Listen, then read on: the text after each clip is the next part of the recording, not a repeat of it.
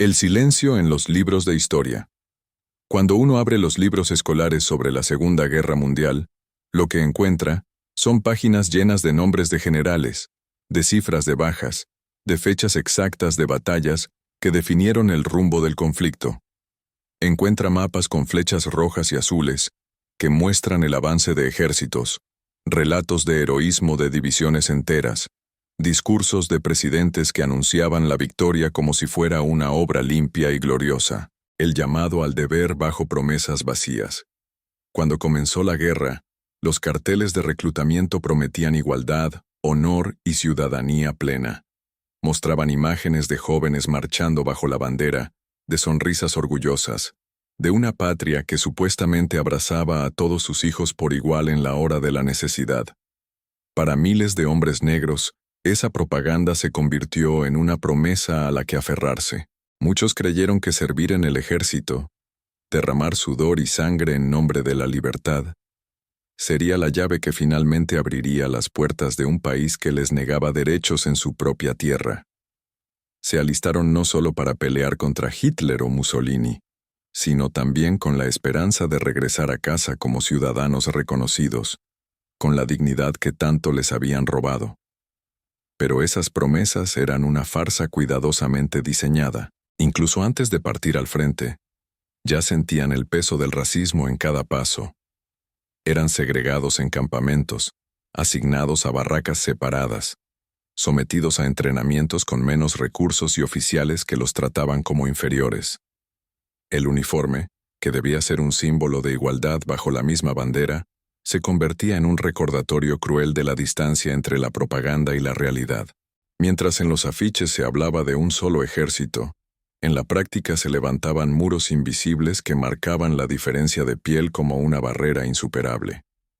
Los testimonios de aquellos primeros días muestran la mezcla de orgullo y decepción. Orgullo porque creían estar construyendo un futuro distinto para sus familias, para sus comunidades, para los que vendrían después. Decepción, porque pronto comprendieron que los llamaban héroes en los discursos eran los mismos que los enviaban a las posiciones más peligrosas o a tareas consideradas indignas. La palabra deber se transformó en un contrato roto, en un pacto que nunca fue pensado para cumplirse con justicia. Algunos escribieron cartas a sus madres prometiendo que al volver todo cambiaría, que el sacrificio sería reconocido. Otros soñaban con usar el uniforme para caminar sin miedo por calles donde antes eran humillados. Pero esas ilusiones se desmoronaban en cuanto salían de las filas de entrenamiento y descubrían que su destino era cargar municiones, limpiar escombros o abrir caminos bajo fuego enemigo, mientras sus compañeros blancos recibían entrenamiento para liderar ataques o pilotar aviones. La guerra, que debía unirlos, solo profundizó las divisiones que ya conocían desde niños. Sin embargo, esa contradicción encendió algo dentro de ellos. Si el país les negaba igualdad en palabras, la buscarían en hechos. Su presencia en la guerra no era solo obediencia, era un grito silencioso, demostrar que podían resistir, luchar y morir con el mismo valor que cualquiera. Sabían que estaban siendo observados, que sus acciones serían medidas con lupa, y esa presión los obligó a cargar con un peso doble. Combatían contra un enemigo externo, pero también contra la indiferencia de los suyos. La promesa vacía se convirtió en combustible, en rabia contenida, en una fuerza que los empujaba a no rendirse, aunque supieran que la recompensa sería el olvido. Así comenzó para ellos la guerra más cruel, una donde cada paso era una prueba, donde cada herida debía ser soportada con la esperanza de que algún día alguien escribiría su nombre en un libro que hoy permanece en blanco. Uniformes que no igualaban hombres. El uniforme debía ser el gran igualador. La chaqueta verde olivo, el casco de acero, las botas gastadas en los campos de entrenamiento. Todos llevaban las mismas insignias, la misma bandera en el brazo, el mismo peso en la espalda. A simple vista no había diferencia entre un soldado blanco y un soldado negro, pero en cuanto se formaban las filas, en cuanto se repartían las órdenes, quedaba claro que aquel uniforme no borraba nada. La tela podía ser idéntica, pero el trato era distinto. Los soldados negros lo descubrieron desde el primer día en los campamentos militares. No compartían comedor con los demás, no dormían en las mismas barracas, no recibían el mismo equipo. Mientras los oficiales blancos recibían instrucción avanzada y armamento moderno, las unidades negras eran relegadas a fusiles obsoletos, a manuales incompletos, a entrenamientos que parecían diseñados para mantenerlos en la sombra. El uniforme prometía unidad, pero en la práctica era una máscara que escondía la segregación. En las marchas de adiestramiento, algunos oficiales llegaban a decirlo en voz alta: pueden llevar el mismo uniforme, pero no son iguales. Era un recordatorio constante de que, para la estructura militar de la época, el color de la piel valía más que la disciplina, el coraje o la lealtad. Ese desprecio se volvía más cruel en los momentos en que debían demostrar su valía bajo la mirada de compañeros que dudaban de ellos antes de verlos en acción. El contraste era brutal. En las fotografías oficiales, se mostraban imágenes de soldados negros marchando orgullosos, como prueba de inclusión y patriotismo. Pero detrás de las cámaras, eran apartados, tratados como herramientas desechables. Muchos cuentan que los desfiles eran lo único que compartían con el resto del ejército. La guerra real se libraba en campos minados de humillaciones, donde la piel era un muro más alto que cualquier trinchera.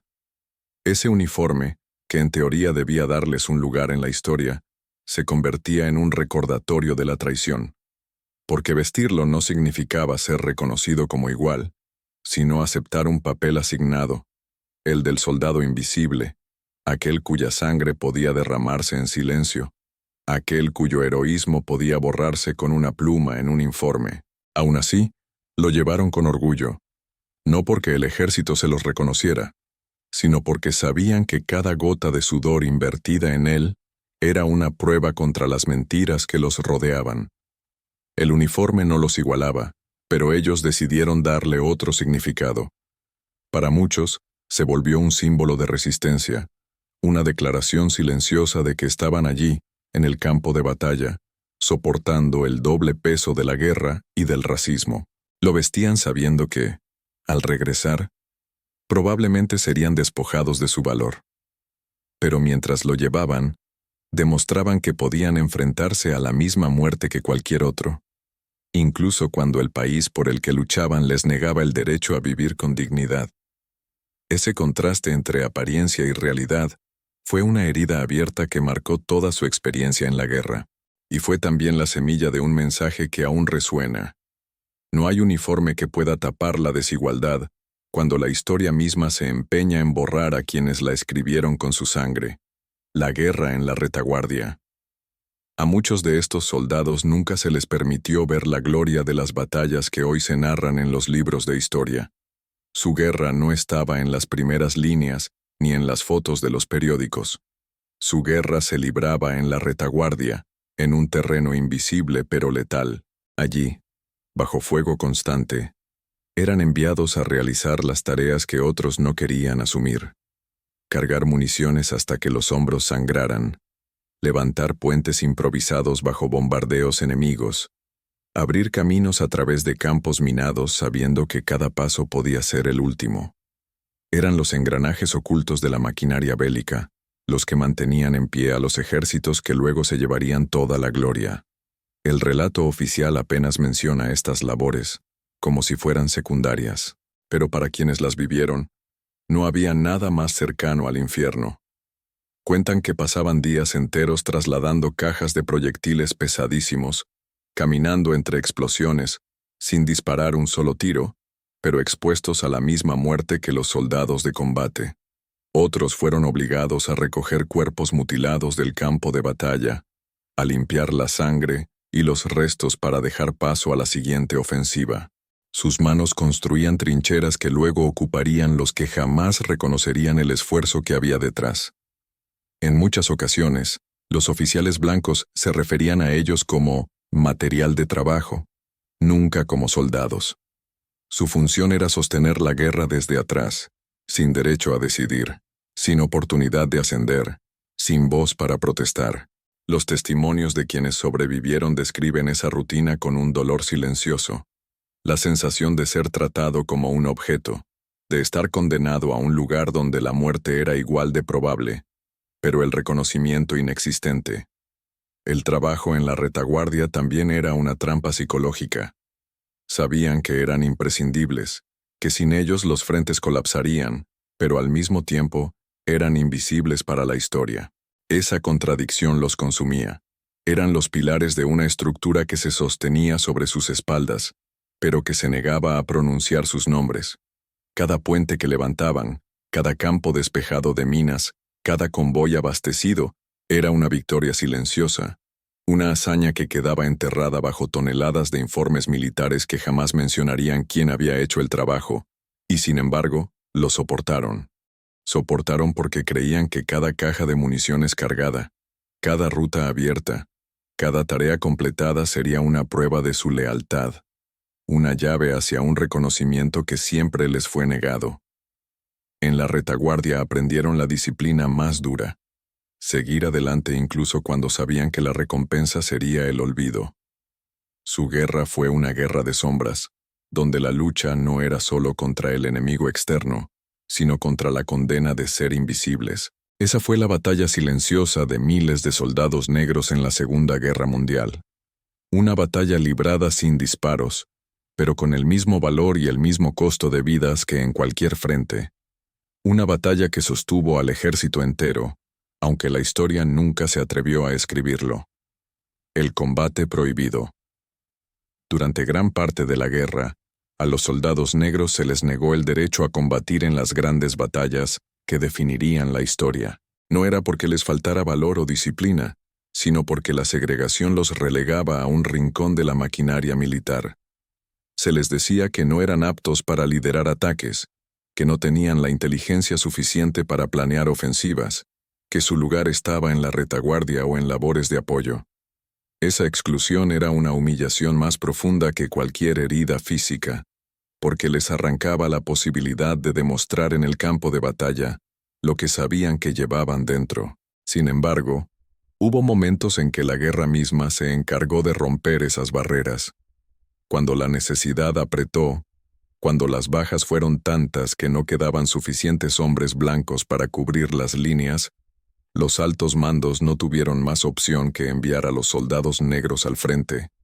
Y fue entonces cuando se reveló lo que durante años había sido negado: que aquellos hombres podían luchar con el mismo coraje, la misma fiereza y la misma lealtad que cualquier otro soldado. Las historias cuentan cómo en Normandía, en Italia y en el Pacífico, unidades enteras de soldados negros sostuvieron posiciones críticas, lanzaron ofensivas decisivas y resistieron bajo fuego enemigo cuando todo parecía perdido. Pero esos episodios rara vez llegaron a los titulares. Sus victorias fueron disfrazadas como victorias colectivas, sin mencionar quiénes habían estado allí, en la primera línea. Era como si la historia misma se negara a aceptar que aquellos hombres, a quienes habían considerado inferiores, habían probado lo contrario en el terreno más implacable: el combate. El combate prohibido era para ellos una condena y una oportunidad. Condena porque sabían que estaban siendo lanzados al frente no por justicia, sino por necesidad, muchas veces sin el mismo equipo ni preparación que sus compañeros. Oportunidad porque en ese infierno podían mostrarle al mundo, aunque el mundo se negara a verlo, que eran soldados en todo el sentido de la palabra. En cada carga, en cada trinchera tomada, en cada misión suicida cumplida, estaba el eco de una verdad que los oficiales querían enterrar. Ellos no solo eran capaces, ellos eran imprescindibles. Y aunque la historia intentó borrarlos, las memorias sobreviven. Relatos de soldados que caminaron hacia la muerte sabiendo que no tendrían medallas, ni desfiles, ni reconocimiento, pero que igual levantaron el fusil y avanzaron. Porque su lucha no era solo contra el enemigo visible, era contra la idea de que no tenían un lugar en la guerra. En ese combate prohibido encontraron su mayor dignidad, aunque el precio fuera la invisibilidad. Voces ahogadas en las trincheras. Los días en el frente eran largos y despiadados. Pero para los soldados negros el dolor iba más allá del frío, del hambre y del miedo a la muerte. Era un dolor silencioso, el de sentirse rechazados incluso por aquellos que vestían el mismo uniforme y luchaban bajo la misma bandera. En las trincheras, donde el barro se mezclaba con la sangre y la pólvora, había conversaciones que nunca se les permitía tener, camaraderías que se les negaban, miradas que los reducían a extraños dentro de su propio ejército. Algunos recuerdan cómo sus compañeros blancos se apartaban de ellos en los refugios, dejándolos en los extremos, como si el color de su piel pudiera ser contagioso. Otros relatan que, aún bajo fuego enemigo, había quienes se negaban a compartir raciones o a recibir órdenes de un soldado negro, aunque la supervivencia dependiera de la cooperación. Era una paradoja brutal, arriesgar la vida por hombres que en ese mismo instante los despreciaban. Esa herida emocional calaba más hondo que cualquier metralla. Las cartas escritas desde el frente muestran esa doble carga.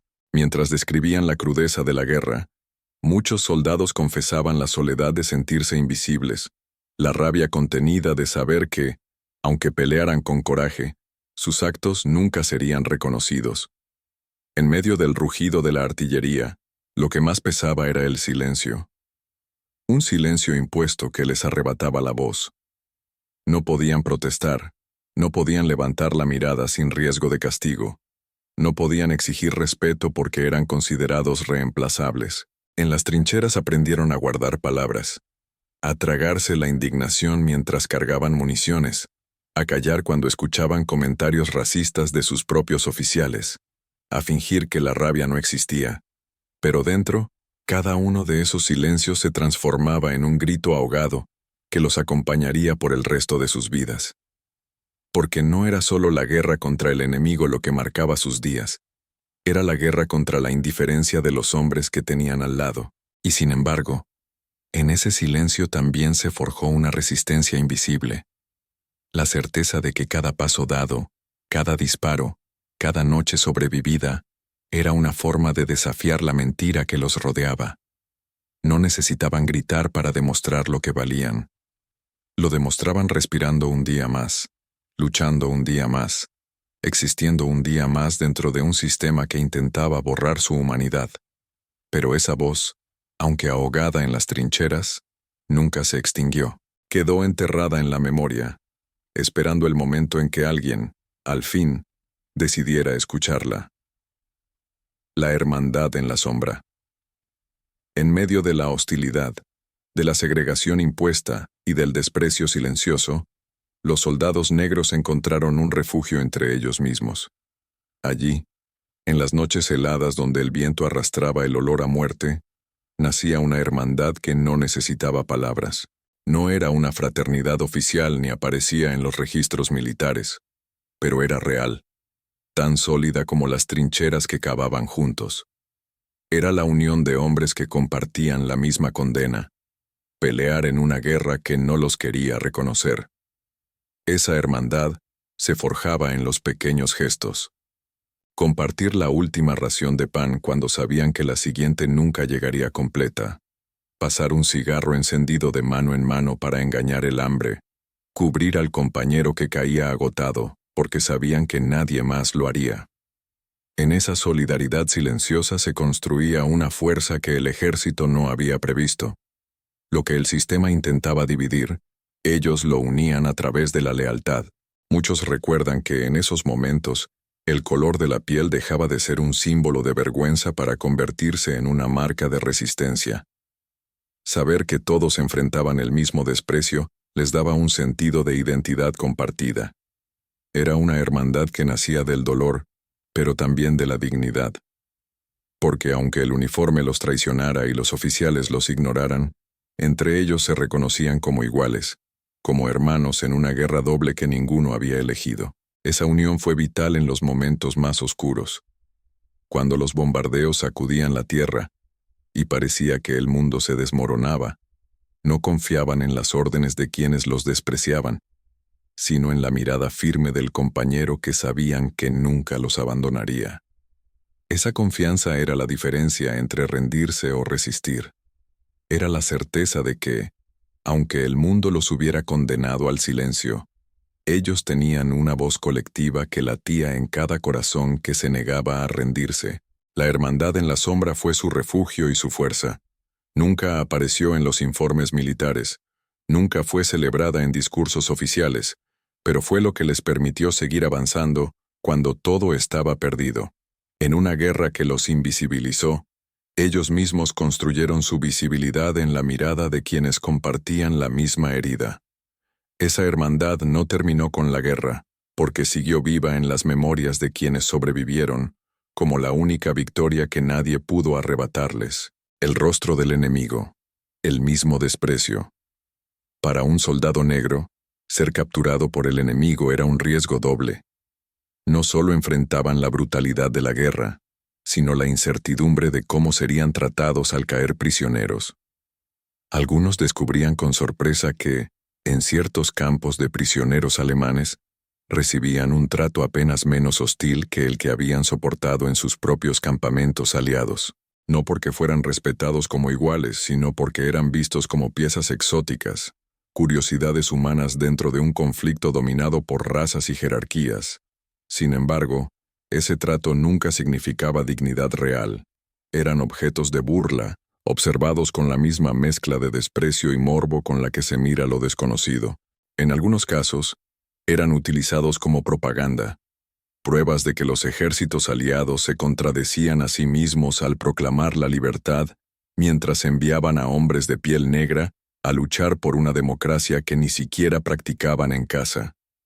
El enemigo usaba su existencia como arma psicológica, un espejo incómodo que mostraba las contradicciones de sus propios ejércitos. Pero había otros prisioneros que no tuvieron esa mínima suerte. Testimonios narran que, al ser capturados, fueron segregados incluso dentro de los campos de concentración, colocados en barracas apartadas, con menos comida, con castigos más severos.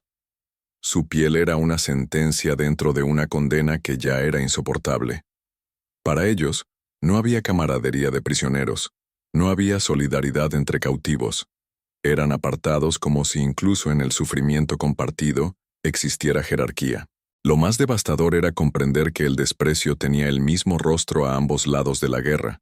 Podía cambiar el idioma, podía cambiar el uniforme, pero la humillación era la misma.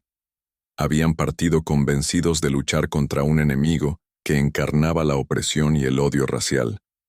Y sin embargo descubrían que esa opresión también los perseguía en las filas de su propio ejército. La contradicción era insoportable. Morir por una causa que en teoría defendía la libertad, mientras esa misma libertad les era negada en cada paso. Algunos sobrevivientes recuerdan que el miedo al enemigo no era tan profundo como la rabia que sentían hacia la hipocresía de sus aliados. Porque el enemigo, al menos, era claro.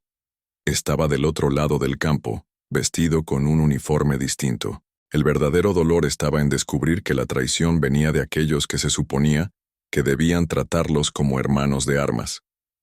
Esa traición calaba más hondo que las heridas visibles, porque dejaba una cicatriz en el alma que ninguna victoria militar podía borrar.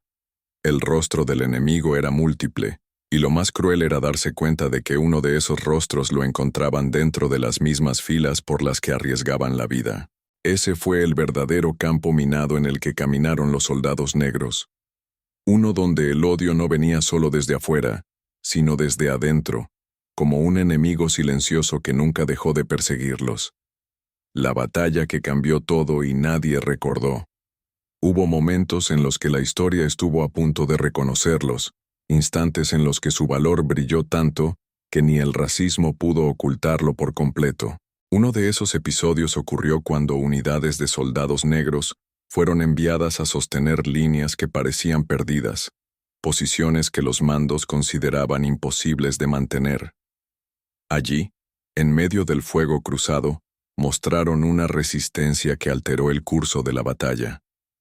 Resistieron embates durante horas, repelieron ataques sin contar con refuerzos, defendieron territorios que, de haber caído, habrían cambiado la estrategia entera de la guerra en aquel frente. Pero lo que ocurrió después fue una traición silenciosa.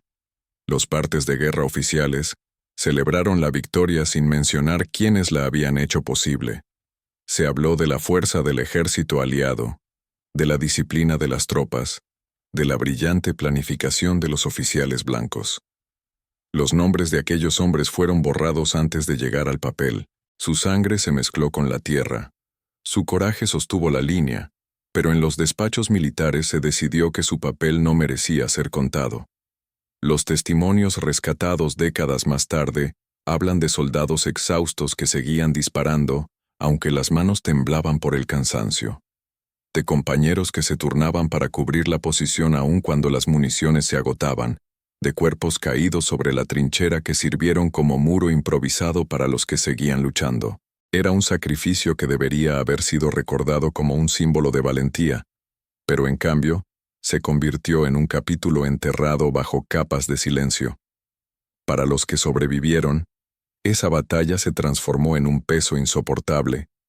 Sabían que habían hecho lo imposible, que habían demostrado lo que tanto les habían negado, y aún así, el reconocimiento nunca llegó. No hubo medallas, no hubo titulares, no hubo monumentos. El eco de los disparos se apagó en el campo, pero también en la memoria de un país que se negó a celebrarlos. La victoria quedó registrada, sí, pero no la de ellos. Lo que duele no es solo la omisión, sino la intención detrás de ella. Porque ocultar sus nombres no fue un descuido, fue una decisión. Una decisión de borrar pruebas incómodas de que los soldados negros podían luchar y ganar con la misma grandeza que cualquier otro. Una decisión que los condenó a la invisibilidad, incluso en el momento en que más habían brillado. Esa fue la batalla que cambió todo en el campo, pero que nadie quiso contar después. Y en ese silencio, los sobrevivientes entendieron que la guerra que libraban no terminaría con el último disparo. La verdadera batalla sería contra el olvido, contra la indiferencia, contra una historia escrita para borrar su existencia. La medalla invisible. Cuando la guerra terminó y los ecos de las batallas comenzaron a convertirse en ceremonias de victoria, muchos soldados esperaban escuchar sus nombres en la lista de reconocimientos. Habían luchado con valor, habían resistido en trincheras imposibles, habían cumplido misiones que otros se negaban a realizar. Pero cuando llegaron las medallas, sus nombres no estaban allí. Los discursos celebraban a los generales, a los oficiales, a los héroes blancos que llenaban portadas, mientras los soldados negros eran devueltos al anonimato. Su heroísmo se convirtió en una sombra, como si el mundo hubiera decidido que su sacrificio no merecía ser recordado. Algunos sí recibieron condecoraciones, pero con un detalle que dolía aún más. Eran entregadas en silencio, lejos de los reflectores, sin ceremonias oficiales, como si se tratara de un secreto vergonzoso. Hubo casos en los que los papeles se extraviaban accidentalmente o las recomendaciones quedaban archivadas sin respuesta. Lo que debía ser un símbolo de honor se transformaba en prueba del desprecio que los rodeaba. Incluso cuando el valor era imposible de negar, la sociedad encontraba maneras de hacerlo invisible. Décadas más tarde, en investigaciones históricas, se descubrió que varios actos heroicos de soldados negros habían sido deliberadamente omitidos en los reportes oficiales. Documentos desclasificados revelaron que las nominaciones a medallas eran reducidas o rechazadas simplemente porque los altos mandos consideraban inapropiado otorgar tal honor a un hombre de piel negra. La injusticia quedó grabada en tinta fría. No importaba cuánto coraje demostraran, la historia los había condenado al silencio institucionalizado. Para los que sobrevivieron, el peso de esa injusticia fue insoportable. Algunos guardaron silencio por años, resignados a aceptar que su lucha jamás sería reconocida. Otros levantaron la voz, no para pedir gloria personal, sino para que sus hijos y nietos supieran la verdad. Querían que quedara claro que no habían sido menos, que la falta de medallas no significaba falta de coraje, sino el reflejo de un racismo que los persiguió incluso en la hora de la victoria. La medalla invisible es más que un símbolo. Es la herida abierta de un sistema que negó la dignidad a quienes dieron todo. Cada insignia que nunca se entregó, cada nombre borrado de los registros, Es un recordatorio de que el olvido puede ser más cruel que la muerte, porque el cuerpo puede caer en el campo, pero la memoria es lo que da sentido al sacrificio. Y a esos hombres les fue arrebatado incluso eso, el derecho a ser recordados como héroes, el regreso al país que no los esperaba. Cuando los barcos y trenes comenzaron a traer de vuelta a los soldados que habían sobrevivido al infierno, muchos creyeron que al fin llegaba el momento de recibir el reconocimiento prometido. Volvían con las cicatrices en la piel, con los recuerdos grabados en la memoria, convencidos de que su sacrificio había cambiado algo. Habían peleado contra el fascismo, habían derramado sangre por la libertad, y ahora esperaban caminar por las calles de su país como ciudadanos plenos. Pero lo que encontraron al regresar fue una realidad aún más cruel. La patria por la que habían luchado no los estaba esperando. En lugar de desfiles en su honor, se toparon con carteles que seguían marcando baños solo para blancos. En lugar de medallas, recibieron miradas de desprecio y sospecha. En el sur de Estados Unidos, donde muchos regresaron con el uniforme todavía puesto, fueron atacados por atreverse a vestirlo con orgullo. Algunos fueron golpeados, otros linchados, simplemente por pensar que el uniforme les daba un derecho a la dignidad. Lo que en Europa había sido un símbolo de coraje, en su propio país se convertía en una provocación. El contraste era insoportable. En los campos de batalla habían compartido trincheras con soldados blancos, habían salvado vidas sin preguntar por el color de la piel, habían demostrado una y otra vez su lealtad. Pero en casa, el racismo seguía siendo más fuerte que la hermandad de la guerra. No importaba lo que hubieran hecho en Normandía, en Italia o en el Pacífico. Al volver, eran devueltos al mismo lugar de siempre, al asiento trasero de los autobuses, a los barrios olvidados, a la categoría de ciudadanos de segunda. Muchos veteranos confesaron que la decepción del regreso fue más dolorosa que las heridas recibidas en combate, porque en la guerra habían encontrado un propósito, aunque fuera cruel. En casa, lo único que hallaron fue indiferencia. Esa indiferencia era más fría que cualquier invierno europeo, más despiadada que cualquier bombardeo. Era la confirmación de que su verdadera batalla no había terminado, que apenas comenzaba. Ese regreso sin honor dejó una marca profunda en toda una generación que comprendió que había luchado en dos guerras, una contra el enemigo extranjero y otra contra la opresión en su propio suelo. La primera terminó con la rendición del eje, la segunda, la de la dignidad, se prolongó durante décadas y todavía sigue resonando en cada recuerdo de aquellos hombres que regresaron para descubrir que la libertad por la que habían sangrado no estaba hecha para ellos. Memorias contra el olvido. Con el paso de los años, muchos de aquellos veteranos guardaron silencio. Algunos no podían hablar porque cada palabra era como abrir de nuevo la herida de la guerra. Otros callaban porque la sociedad no quería escucharlos. Había una incomodidad latente en aceptar que la libertad había sido defendida por hombres a quienes se les negaba la libertad en su propio país. Pero ese silencio, que durante décadas fue impuesto o elegido, comenzó a resquebrajarse con el tiempo. El peso de lo vivido era demasiado grande para quedar sepultado. Algunos empezaron a contar sus historias en reuniones pequeñas, en escuelas locales, en iglesias, frente a jóvenes que escuchaban incrédulos.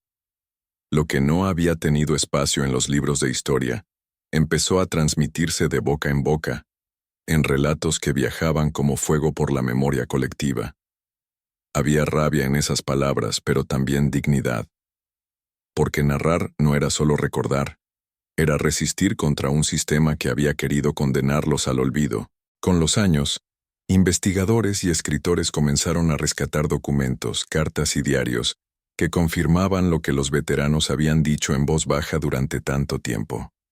Se descubrieron registros de batallas donde sus nombres habían sido borrados, recomendaciones de medallas nunca entregadas, informes que los relegaban a simples notas al pie. Cada documento rescatado era una prueba de que la historia oficial había sido escrita con censura, y que detrás del relato glorificado había una verdad incómoda. Las nuevas generaciones tomaron esa memoria como una causa. Nietos y bisnietos de aquellos soldados comenzaron a exigir reconocimiento, a luchar para que sus nombres fueran pronunciados en público, para que las escuelas enseñaran su papel en la guerra.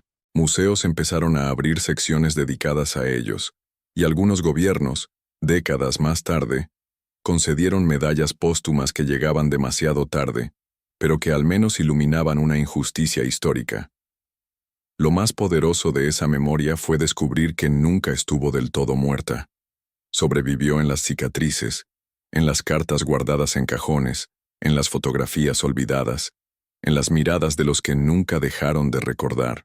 Esa resistencia silenciosa se convirtió en el mayor legado de aquellos soldados. Demostrar que el olvido no es definitivo cuando hay quienes insisten en recordar. Hoy, cada vez que un nombre rescatado es leído en una ceremonia, cada vez que una historia enterrada es contada en un aula, se rompe un poco más el muro del silencio. La memoria es su victoria tardía. La justicia que llega cuando la pólvora ya se ha apagado pero las heridas aún respiran. Porque mientras alguien cuente lo que vivieron, esos hombres jamás serán olvidados, y la historia comenzará a ser contada como realmente fue. 2 guerras. Una sola herida. La Segunda Guerra Mundial terminó oficialmente en 1945, pero para los soldados negros nunca concluyó del todo. Su primera guerra fue contra el fascismo, contra ejércitos que amenazaban con imponer el terror sobre el mundo. La segunda comenzó al regresar a casa, cuando descubrieron que el uniforme que habían vestido con orgullo no podía protegerlos del racismo, de la indiferencia y del silencio histórico. Lucharon en Europa, en África, en el Pacífico, en campos donde el fuego enemigo no distinguía colores, pero en su propia patria el desprecio seguía siendo más fuerte que cualquier bala. Esa doble guerra los marcó para siempre. La visible, con trincheras, bombas y sangre, quedó registrada en libros y documentales. La invisible, hecha de humillaciones y promesas rotas, fue borrada durante décadas de las narraciones oficiales. Pero el hecho de que se intentara ocultar no significa que no haya existido. Cada testimonio, cada carta, cada cicatriz física y emocional es prueba de que la victoria de 1945 no fue completa, porque la libertad por la que lucharon nunca les fue concedida del mismo modo. Hoy sabemos que su sacrificio no solo fue por una bandera o una nación, sino también por una dignidad que les fue negada en vida. La verdadera pregunta que nos dejan es incómoda. ¿Qué significa la victoria cuando quienes la construyeron fueron condenados al olvido? ¿De qué sirve derrotar a un enemigo externo si la injusticia continúa dentro de las propias filas? Esas preguntas no son solo parte del pasado, son heridas abiertas que todavía exigen respuestas. Recordar sus nombres es más que un gesto histórico, es un acto de justicia. Porque ellos demostraron en el campo de batalla que la valentía no tiene color, que la lealtad no depende de la piel, que la libertad no puede ser selectiva. Su historia nos obliga a mirar la guerra desde otra perspectiva, no solo como una lucha de naciones, sino como un espejo que muestra lo mejor y lo peor de la humanidad. El tiempo pasa, los sobrevivientes se van apagando, pero sus memorias permanecen como brasas que aún arden, y es nuestra responsabilidad mantener ese fuego encendido, no para glorificar la guerra, sino para no repetir sus errores. Ellos pelearon en 2 guerras, pero solo una fue reconocida. La otra sigue esperando justicia en cada palabra que hoy se pronuncia en su nombre. Y cuando pronunciamos esas palabras, cuando contamos lo que nadie quiso contar, les devolvemos lo que se les arrebató: el derecho a existir en la historia. Porque aunque la pluma del poder intentó borrarlos, la memoria se niega a desaparecer. Esa es su victoria final: estar aquí ahora, vivos en el recuerdo.